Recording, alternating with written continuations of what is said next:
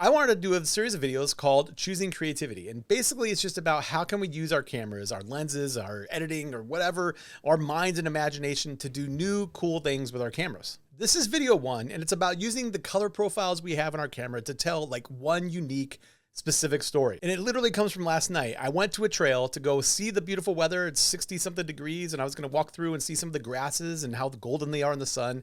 And I get there and it looks like this. It's just everything is dead. There was a controlled burn and everything's gone. The birds are gone. Everything is black. It's not very much fun.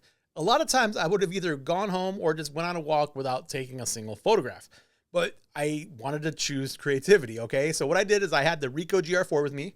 It happens to have some really cool JPEG color profiles, and a lot of cameras do today, so check yours out. And I just dialed in a little bit of a high contrast monochrome profile. I added a little bit of grain, and I did some cool stuff to the file to match this kind of Armageddon look around me. And I started walking around telling stories, and I saw these old branches on the ground, and I thought, wow, those look really cool in the contrast there. And pretty soon my imagination was going like I was at the end of the world, and I was like a witness, and weird stuff was happening.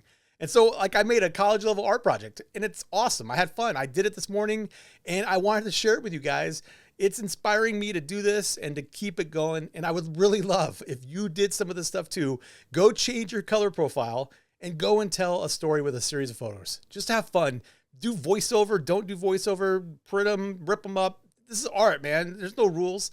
Let's just go and do cool things and have fun and be artists. With all that being said, I'd love for you to check out what I did using the monochrome profile on my RICOH GR4 at the end of the world.